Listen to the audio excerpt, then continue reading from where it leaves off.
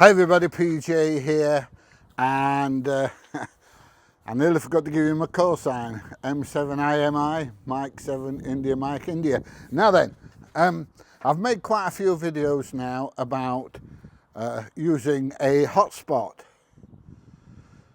This one I bought from Martin Lynch. I think it was about £170, and it came more or less pre-programmed, so setting it up wasn't too difficult. I've done a video on setting the thing up, and like I said, the hardest bit I found was actually finding which reflector to go on.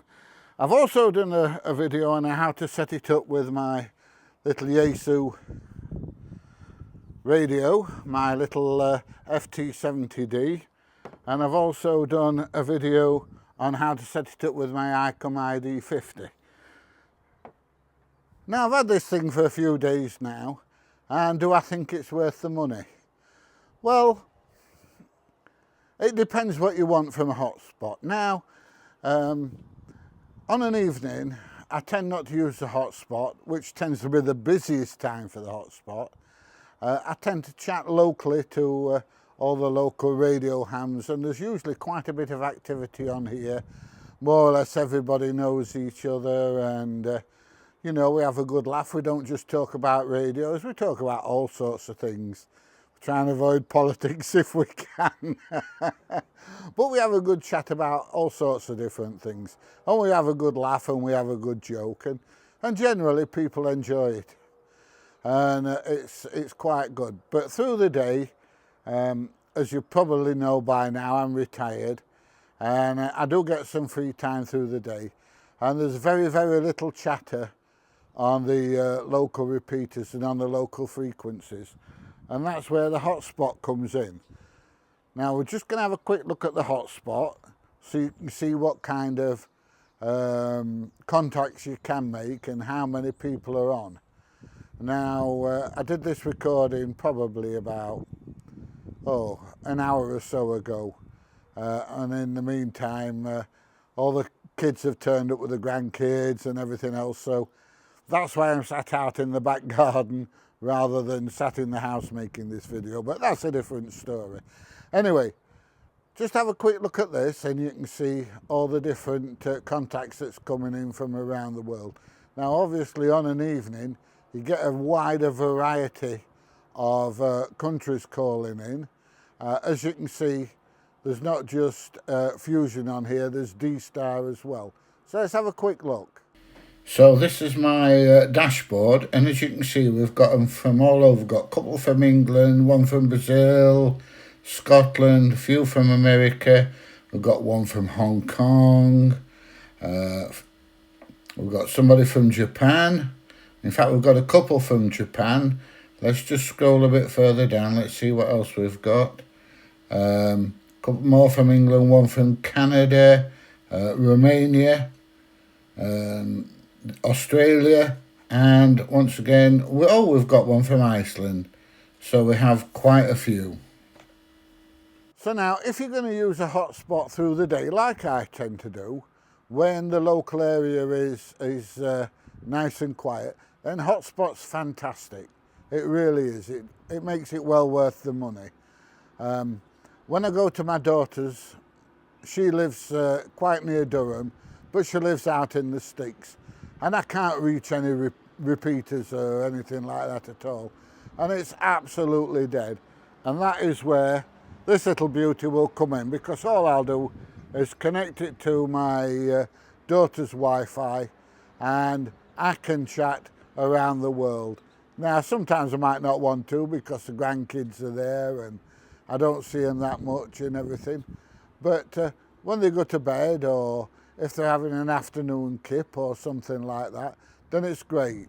I can actually get on the radio, go out the way in the kitchen while they're all watching Love Island on the telly and everything like that. Sit in the kitchen and make some good contacts and have a real good chat to people all over. Now this software that I'm using, that you've just seen with all the contacts on, that's on my laptop.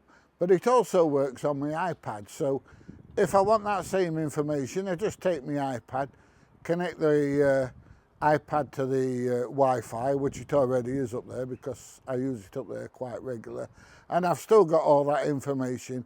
I can see who I'm talking to, what part of the world they're in, and everything else.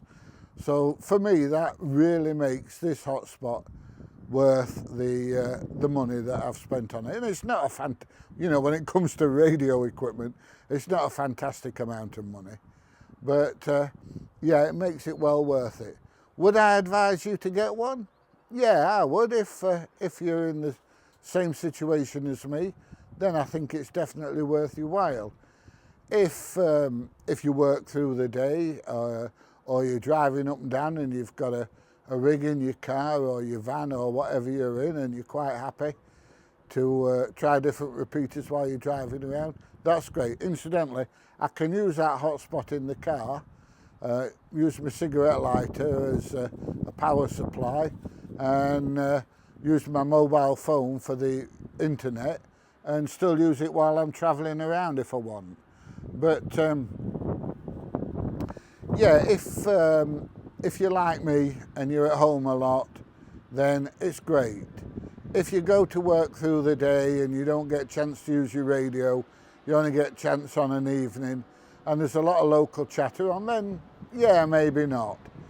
Now, I don't know what the local chatter's like around where you live. Weekends tend to be a bit quieter, so once again, that's where my hotspot can come in, because people on a weekend, they're relaxing, they're going out, they're enjoying themselves, they're spending time with family and everything. So the radio just gets left behind a little bit. But yeah, I would definitely encourage anyone to get a hotspot, go out the way, learn how to set it up yourself. The only thing I've not got working yet is DMR. For some reason, DMR is a nightmare. Well, for me it is anyway.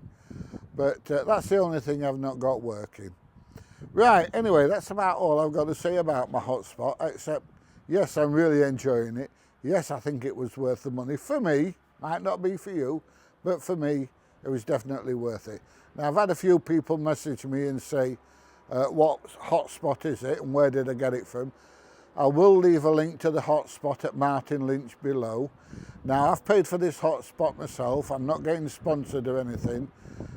Martin Lynch know absolutely nothing about this video, and they probably won't anyway, but yeah, I've paid for this myself. Martin Lynch, I've had nothing to do with it, and they don't even know I'm making this video. So if you've enjoyed this video, please give it a thumbs up, please share, please subscribe, and guess what? I'll see you there in the next one. Bye everybody, see you soon.